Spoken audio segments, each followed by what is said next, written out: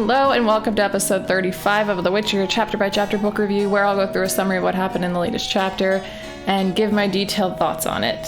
Today I'm discussing chapter 7, the final chapter from Baptism of Fire. Really quick announcement before I get into it. There's not going to be an episode next week. If you are listening to this at least 2 weeks out, then this doesn't apply to you. You can ignore me for a second. But if you are listening to it within that time frame, then this does apply to you. And I think I did mention this before, that in between books, I'm going to start taking a week off, give myself a little bit of time to catch up. Because right now, I'm recording this Friday night, and I'm uploading it tomorrow morning. I upload these every Saturday, and I just recorded it the night before, and that's not a good feeling. So I need time to get caught up. And I figure in between books is a good time to do that. So don't expect an episode next week, but in 2 weeks, you can expect one, and it will be chapter 1 of The Tower of Swallows. Speaking of The Tower of Swallows, actually, I noticed, I think it was on YouTube, I started to listen to the first chapter on audiobook. I usually try to listen to it on audiobook at least once. And I just physically read the physical book most of the time that I'm going through the chapter, getting ready for the podcast episode. And I noticed, I think that this is where I saw it on YouTube, was that I think it was the narrator, the guy, Peter Kenny, and then even the title of the YouTube video for the audiobook, it said The Tower of the Swallow.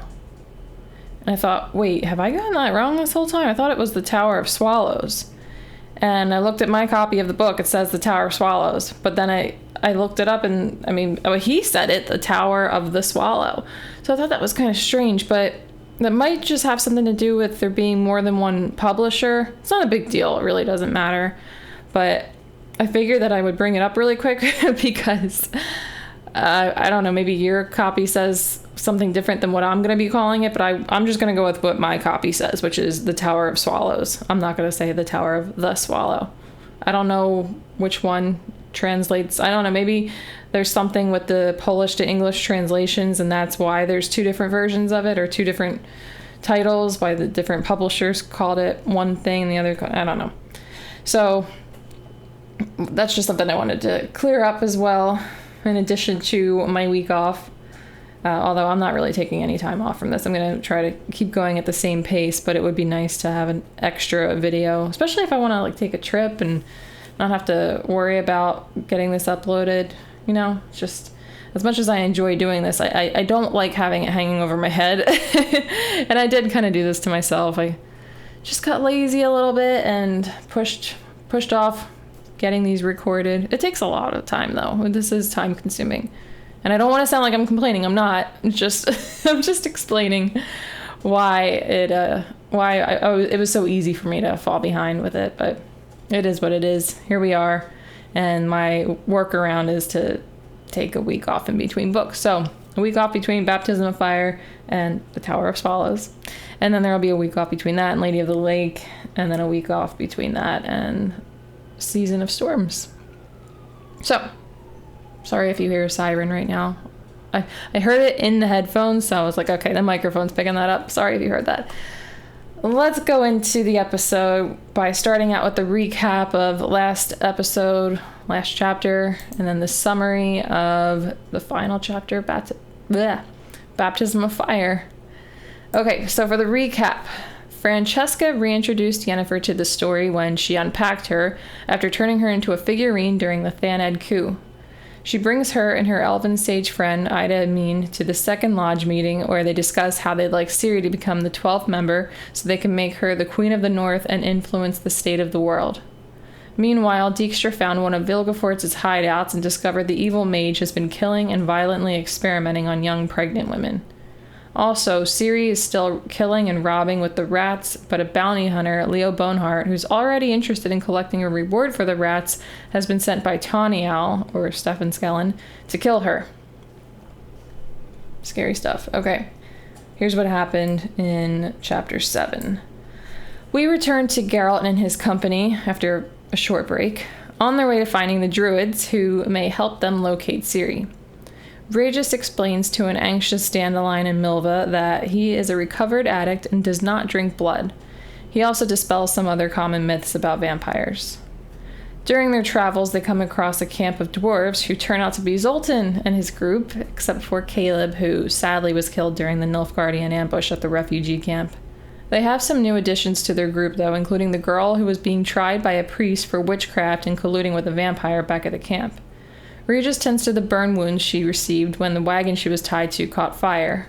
To ease her suffering, he sedates her using a sort of vampiric spell that leads her to going into a trance and prophesizing about death within Geralt's company. Geralt and Zoltan's groups travel together for half a day and decide to split up, but before they do, Zoltan gives Geralt his special Mahakam forged sword. Because they're surrounded by soldiers who are no friends to the group, whether they be Nilfgaardian or Temerian, Geralt and Regis decide to take the company through a dangerous wilderness to avoid the armies altogether. But they change their plans when they discover that Milva is pregnant.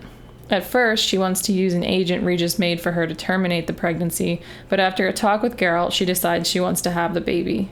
The group comes across the ferry on the Yaruga River, and they threaten the ferryman to take them downriver. All seems to be going well until the recently conjoined Lyrian and Rivian armies, and later part of the Nilfgaardian army, keeps shooting at them. The ferryman and his helper get shot, as well as Regis, which is fine, since he can't die that way. As they're approaching a bridge that's holding retreating northern soldiers, they stop the ferry and get out as Milva is having a miscarriage. Regis tends to her, and Geralt and Cahir lead a counterattack on the advancing Nilfgaardian troops. They successfully hold them back to help Milva, and the Northerners are victorious. After the battle, Geralt is knighted by Queen Milva of Lyria. Alrighty. I wanted to start out the discussion by talking about the opening of this chapter, because I didn't talk about it in the summary, but there was this sort of like meta chapter opening. So what's going on is it's supposed to be a century after the events of the story. There's this old traveling man telling the story that we're reading to a group of peasant kids. So they're all asking to hear more about either Yennefer, Ciri, or Geralt, and they end up deciding on Geralt, and then the chapter follows him. But this old man, though, he does provide brief updates on Yen and Ciri. So he says that Yen teleported out of Monte Calvo and ended up in the ocean, but landed on the Skellige Islands, where she found allies. Allies makes me hopeful that she'll be safe and get help. He also does confirm, though, that she believed Vilgefortz to have Ciri, so next time we see her, I think we can expect that she's going to be hunting him down, which isn't good. I mean, he's a bad guy, somebody needs to get rid of him, but I mean, that she's not going to find Ciri that way, as we know. Because Ciri, as we hear from this old man, she's still with the rats. But the big update we actually get here on Ciri's side of the story is that Leo Bonehart is still tracking her, and he basically announces that he does successfully find her, that Bonehart is going to find her. There are no additional details that are provided on that, though, but it's something that we were worried about from the previous chapter, and we don't know exactly how this is going to go down, but we know that they are going to meet this man that was hired to kill her. So that is a really bad sign, obviously. So that was how the chapter opened up. We're hearing about some of these things from this old man that's telling the story as we're reading it to these children, and then the rest of the chapter where we follow Geralt and his company continues as it normally does. But I wanted to also talk about the book as a whole, since this is the final chapter and I already went through the summary. We now know everything that happens in this book. So I think this chapter, I want to start by saying that this chapter, I think it was very enjoyable. I really liked reading it. It was a little bit disappointing, though, because there wasn't that much story progression. I found it very entertaining. It's just we don't seem to have gotten much further. And I know a lot of new things happen and we learn some things, but there just wasn't that much progression. And I think when it comes to the whole book, how I feel about this book as a whole is similar to how I feel about this chapter. The story progression felt minimal, but I still liked the overall context. I thought it was a great read. It's just, when you think about it, chapter 1 started off right after Geralt and Dandelion began their travels to rescue Ciri. they've covered some ground, true. They've made new friends. They discovered that Ciri isn't really in Nilfgaard under Ymir's clutches, in Ymir's clutches. But it doesn't feel like Geralt and Ciri are much closer to a reunion than it did at the end of Time of Contempt. And that's the shitty thing, I think. I think it's not, and I don't even want to sound like I'm complaining about it. I mean, it is kind of a bummer because we really, obviously, want to see what happens, and you want them to be reunited, so you want that progress to be as expedited as possible. But I think it was still a very enjoyable book because all of the things that do take place are pretty entertaining, and we do get to learn a decent amount, I think. Something else that I took away from this book was that Ciri, from the beginning until now, from everything that we've seen, she seems to have gone through a lot of character development. We just didn't get to witness this advancement too closely. Like, we spent very little time with her throughout Baptism of Fire, just little bits here and there, and in some of the chapters, like, we didn't get to see Ciri at all in this chapter. So she seems like she has changed a lot, and not really for the better, unfortunately. But it doesn't really, like, I didn't feel like I was really getting to understand. I do get that she was with this band of outlaws who are killing and robbing people, so that makes sense that she's going to be influenced by them, but it felt like we were missing out on seeing this change take place, if you know what I mean. So that's how I felt about the book when it comes to the Ciri story. And then Yennefer's story in this book was actually very interesting to me. The only thing was that it was super brief. I think because she was missing for so long, it was really nice and exciting when we finally learned what happened to her, but it was so little. So I would like, hopefully in the next book, to be able to see what Yennefer's doing more than we did in this book. But yeah, we're going to have to wait and see what the Tower of Swallows actually is like. I mean, because this book was so closely following Geralt, whereas in the next book it could be way different. Maybe we're not going to see Geralt that much, and then we're going to see a lot of Yennefer or a lot of Ciri. Maybe there's going to be some new characters introduced, but we'll get to that soon. So I want to move on and talk about this whole thing that we learned with Regis. So we've been learning a lot about Regis since we've met him. There are some characters you meet and then you don't really learn too much about them, but Regis, they do explain a good amount of stuff. So we learn a lot about vampire lore in general in this chapter. And this starts when Dandelion and Milva express their concerns to Geralt about being in the company of a vampire. So they acknowledge that he's eaten regular food with them, but they're worried he won't be able to control his cravings for blood. Because they don't know that much about vampires, and that makes sense because I think a lot of vampires don't make it obvious that they are a monster. You know, Regis was being kind of sneaky about it for the most part at first. I mean, he did some things that clearly showed that there was something up with him, but I mean, if you're not that familiar with how vampires work, Geralt was the one that discovered it, is what I'm trying to say. Like, the ordinary people they're gonna realize he's not a regular human that you're gonna come across on a normal day, but they still weren't able to figure out that he was a vampire. So what Geralt does is, because they're worried about this, he just suggests that they talk to him, and just so that they can get some answers and some reassurance. And Dandelion is actually the one who brings this up, of course. And then Regis uncovers his experience with drinking blood. So blood to vampires in the Witcher world is like alcohol to humans. It intoxicates them and is used in social settings, but it is not needed for survival. Regis was addicted to alcohol for a long time, but after hitting rock bottom, he gave it up for good. He explains he was at his lowest when he was flying under the influence, like driving under the influence, but he was flying under the influence, and he crashed into a well, and then the villagers in this village that he landed into, they beat him, they cut his head off, and they buried him. He spent 50 years in the grave reflecting, and after his body regenerated, he decided that he would just quit drinking blood altogether. It's funny, 50 years in the grave, like, it's not that big of a deal. He's very old, he's 428. Still a pretty good amount of time, though. I mean, I know 428 is really, really old, but 50 years, like, I understand 50 years to a human is a significantly long time, but even though I don't know, I guess it depends on how long vampires can live. Like, and he's 428. He doesn't seem like he's an old, decrepit vampire, but I mean, I still think that sounds like a long time, even if you can live a long time. But I mean, just to be stuck underground doing absolutely nothing, whatever though. So some of the additional lore that we get to learn about when it comes to vampires, they become invisible if they wish. They are invulnerable to fire, which ties into what we saw with him picking that horseshoe up from the burning coals.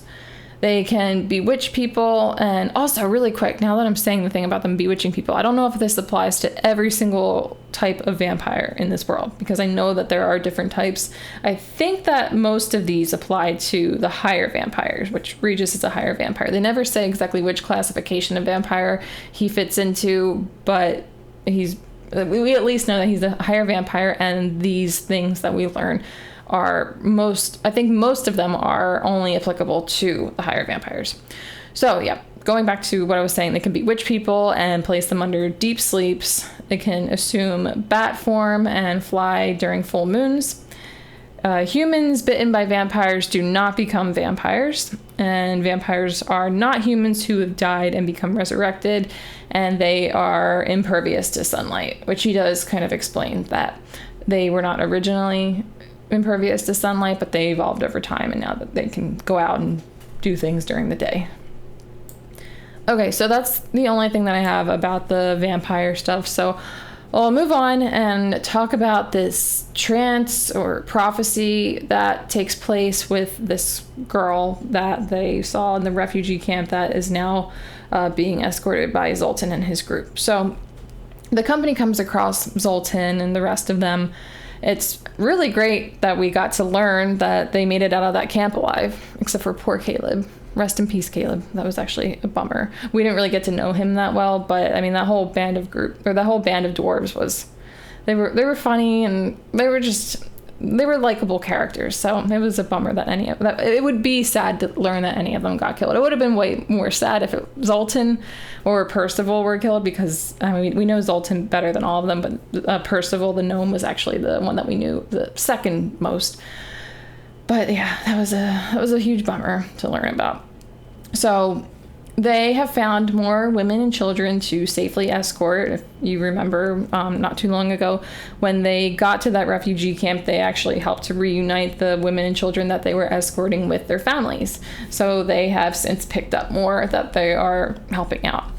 So one of them was this young woman from the refugee camp that was on trial for witchcraft.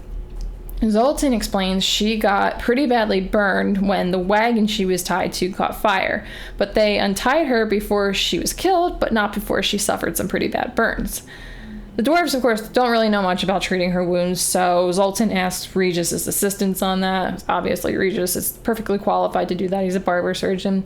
Regis bewitches this girl into a sedated-like state so that she won't be in pain while he redresses the burn wounds.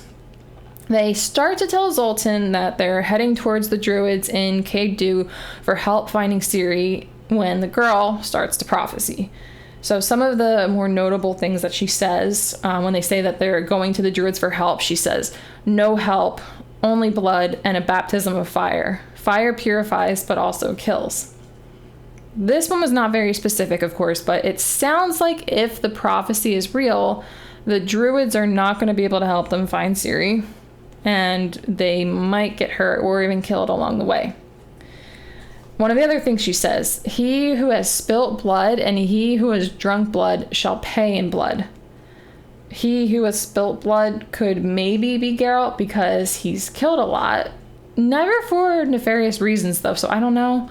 I also considered Ciri, since she's been killing so much lately, but then I also thought about how it said he who has spilled blood, not she, although I don't know if that actually matters. I don't know how specific these prophecies are when it comes to when it comes to gender. Maybe it could just automatically default to he and then they're really talking about a woman. But I mean, that was the one thing that made me think maybe it's not Ciri. But another thing that also made me think maybe it wasn't Ciri was because I don't know if she would be prophesizing about someone who isn't currently present, but they all are. They're also all on a mission to find this person, so it's not totally irrelevant. I don't know. There's not enough evidence. It's just too vague to really know for sure, at least right now. But I think that it would either be Geralt or Ciri that part was talking about. The part where she said he who has drunk blood is obviously Regis, unless another member of the group has been doing something they haven't told us about. But we know for sure that Regis has drunk his fair share of blood, so we know that they're referring to, or she's referring to Regis when she says he who has drunk blood shall pay in blood. Another thing, she says, even that which never dies shall die. Again, sounds like Regis. So I feel like he's doomed. I hope not, because he's very likable. And everybody that I have ever witnessed talk about Regis loves him. So it would be super tragic if anything bad happened to him. But I mean, if anybody in this group was going to die, I don't want any of them to die, but if any of them were to, I think Regis is probably the least likely, because he is basically, it seems like he's immortal. I don't know if he lives like, a few thousand years, or if he really just does keep living forever unless something does kill him. I don't even know what could kill him, but I don't know. Yeah, it's a prophecy. They're always vague, so I guess we're just going to have to leave it at that for now. So it ends with her saying she sees a tower of swallows bound by ice. Not sure what that could mean or why she would be seeing that, but we know the Tower of Swallows is supposed to have a portal connected through the Tower of Gulls on Thanedd that Ciri teleported through. But she didn't end up in the Tower of Swallows, as we know. She ended up in the frying pan. It just seems like it could be relevant to Ciri somehow, since now the Tower of Gulls is destroyed. Nobody's used that portal in the past in the Tower of Gulls, and it's destroyed, so nobody is going to be able to use it in the future. And that's another reason why I think she says he who has spilt blood shall pay in blood could be linked to Ciri, because if the thing about the Tower of Swallows is relevant to her, then I guess that other part could also be relevant to her. I hope not. But the thing that they were talking about at the beginning of the chapter, the old traveling man saying, basically just outright telling us that she's going to have a meeting with Leo Boneheart, doesn't really bode too well. Geralt, however, he wasn't concerned, which kind of made me feel a little good in that moment, but I'll get into why it doesn't sound that hopeful later on. But he wasn't that concerned about the trance because he maintains the opinion that people who are placed in hypnotic trances are usually intercepting the thoughts of the hypnotist. So Geralt thinks that the girl was basically thinking or saying out loud something that she got from Regis's brain when he placed her under that sedated state. I don't really think that that's the case, but we'll get into that very shortly in this next topic, the next part of the chapter that I want to get into, actually. So Milva has this pregnancy, and this is a pretty big deal. It was actually hinted at in chapter 4. She was throwing up in that chapter, and they were talking about it when they were all hungover from the moonshine, so it seemed like it was just a hangover. But Zoltan said that she threw up a few days before. And even Geralt thinks about how he should have noticed sooner since she was throwing up, he should have noticed that she was pregnant because she was throwing up, but they were, I guess, all eating food that made them sick occasionally. Like Dandelion had thrown up a few times, and Cahir had the runs and thought that he was dying. So he didn't actually think anything of it, but I guess once he learned, it was like one of those things like, oh, hindsight, it was pretty obvious that that was going on. So at first she's not set on whether she wants to have the baby or not. It'll be a problem for their travels either way, because if she has it, she won't be able to continue on the journey after the pregnancy progresses too far. And if she doesn't have it, she's going to need a clean bed for at least a couple of weeks after taking the agent that terminates the pregnancy. She seems to be leaning more towards not having it, but after talking to Geralt, she decides to have it. And I'm not saying that Geralt necessarily influenced her to, or he wasn't trying to convince her to. It's just something about having that talk with him made her change her mind. But during their conversation, she actually discloses how it happened. So she was escorting a depleted Scoia'tael commando like she did, and they stopped overnight to rest. And when they stopped, 2 of the elves got together and they had this whole attitude about how they might die soon. And that kind of influenced her to want to do it too. And then she did it with at least a couple of them. So she said that she was aware of the pregnancy when she decided to join Geralt, but she didn't know that terminating it would incapacitate her, so she was thinking that she might terminate it. And if things got too hard, she figured that Dandelion would give up, which I don't think was that weird for her to think. I think that actually does sound likely. It hasn't happened, but I don't blame her for thinking that way. She thought that Dandelion would probably give up since he's not accustomed to this outdoors lifestyle, and she could just go back with him. So that was her reasoning for coming along, even though she knew about the pregnancy. So the next day, Geralt and us learns that she decided to keep the baby when Regis pulls out the agent that he had prepared for her, and he shows it to Geralt and he tosses it away. Because she's pregnant, though, Geralt and Regis decide it would be best not to continue their originally planned path through this dangerous swampy area that's riddled with monsters that have never even been identified. So they choose to cross the Yaruga, which unfortunately ends up resulting in the miscarriage. Going back to the trance, the one thing that she said that proves that this trance or the prophecy could be totally accurate, she says within 3 days, one shall die in the other.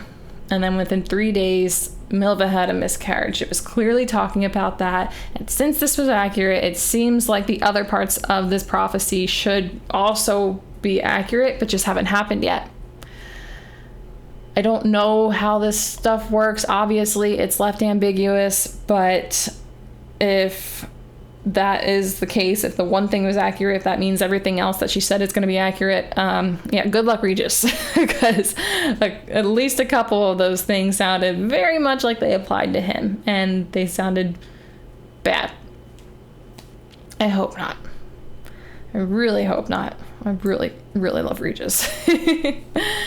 Okay, so they learn about these Lyrian and Rivian guerrilla counterattacks against Nilfgaard. This is actually pretty interesting. So the company runs into a group of traveling peasants who said they were previously captured by Nilfgaard and forced to fell trees, but were rescued by a unit of soldiers carrying out baboon attacks who served the White Queen. Later, we learned that they meant guerrilla attacks, and the White Queen is Queen Milva of Lyria, who last we heard was MIA. It's been a while since we've heard anything about Queen Milva, but the last time we did hear anything about her, nobody knew what happened to her after Nilfgaard attacked Lyria. So the Lyrian and Rivian armies were decimated when the war first reignited, but not completely, as we now know. So the remaining armies actually joined together, and they're now fighting Nilfgaard outside of their own countries. While the company is discussing this, Regis brings up that Rivians are Geralt's countrymen. And Geralt corrects him and says he's not really from Rivia. He just chose that name to sound fancier and inspire more trust in clients. He was originally actually going to go with this really long, pretentious sounding name, but Vesemir talked him out of it, and it was actually kind of nice to hear about Vesemir again, albeit quite briefly. I think the really interesting thing, which comes at the end of the chapter, is that Milva knights him Geralt of Rivia, since the soldiers he fought with were Rivian. And she does this without having first heard him titled that way. She says Geralt of where, and he says of nowhere, and then he's knighted Geralt of Rivia. It's just such a super weird coincidence, but it's also pretty cool. So let's actually back up a little bit from the time where he was knighted and talk about what led up to that. So this whole battle for the bridge. The battle for the bridge, one of the most chaotic scenes in the whole book, starts when the company intercepts a ferry on the Yaruga River. That is a mouthful. A Yaruga River. I don't know if anybody else has trouble saying that, but I feel like I'm tripping over it every time I try to say it. So the Lyrians and Rivians, who were just fighting with Nilfgaard, wanted the ferry to get the retreating queen safely across the river. When they see that the boat's been taken and they're not letting them have the boat, they start shooting at them, which I thought was a little bit of an overreaction, but that's what they did. And then Nilfgaard approaches on the banks, and they also start shooting at them, which isn't really that shocking because Nilfgaard is extremely violent and they're just killing everybody. they're so destructive. Luckily, the only member of the company who gets shot is Regis, who cannot die that way. He's completely fine after he gets shot. Sadly, though, their horses get shot. I don't know if they all died or exactly what happened to them. I know one of them jumped off the boat, but I hope they didn't die. I hate it when animals get hurt.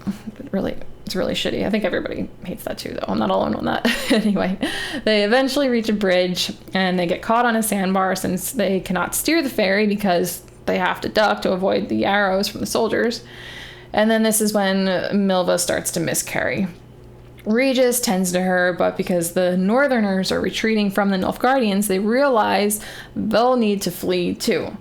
Since that's not really an option at the moment, because Milva is miscarrying, Geralt and Cahir rally the soldiers to stand their ground and fight the approaching Nilfgaardians. At first, Cahir doesn't want to fight his own people, kind of understandably, but he chooses to do so for Milva and the company, and I thought that this was really nice. Like, I understand his reluctance because he chose his new comrades over his old country, and that he was seemingly quite loyal to in the past. So I thought that was a really nice moment. I thought that was a special thing that we got to see with Cahir, because we don't know him that well. Like I was talking about earlier in the episode, how even though we haven't known Regis for that long, we have learned a whole lot about him, and I think that's great. But with Cahir, he's super mysterious. We don't really know him that well. He doesn't talk that much either, and he seems like he's a decent person. I know that he was an enemy at first, but when that moment happened, when he decides to choose his new comrades over his old country, it was very special. I thought that was really cool of him. I think what I'm saying is I respect Cahir a lot more by the end of this chapter, by the end of this book, than I did when the book started, when the chapter started even. So Geralt got to use his new special sword from Zoltan in this fight, and that's the first time that he got to use it since it belonged to him. He used it the one time I can't remember which chapter was which now. I think it was chapter 3, where he was fighting off those marauders who were attacking that young woman on that little farm. So that was also another cool thing that happened during this scene. And then right where the battle was taking place, there was a pile of pine branches that caught fire, which kind of trapped the Northerners until Geralt moved it out of the way with his Ard sign. And then it sends fire and embers all around. And this is the first time we saw Geralt use a sign in a long while. It wasn't like he was using them left and right every single day, every single chapter back in the first few books, but he was using them more often. It's such a rare thing he uses his signs anymore, and I don't know if you remember this because it's been so long, but I used to always talk about the signs because I thought that they were so badass, and now it's a very rare thing, but that did make it a lot more exciting that we got to see him do that again because it's been so long. So anyway, this whole moment here was kind of symbolic, as Geralt was essentially, when the fire goes everywhere. Sorry, I kind of got away from that for a second to talk about the signs. But yeah, he uses the Ard, the fire and the embers and the sparks are going everywhere, and he's essentially passing through a baptism of fire, which he thinks he was meant to do for Ciri. So a lot of what happens during this battle is actually pretty cool.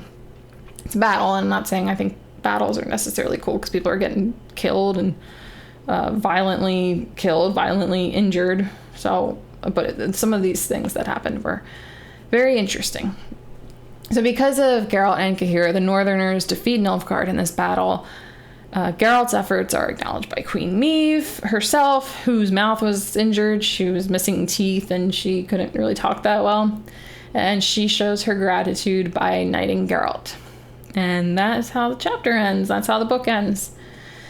So I thought it was all pretty cool. Well, not the whole chapter. I mean, Milva having a miscarriage, of course, wasn't cool. But I thought that this scene was pretty cool.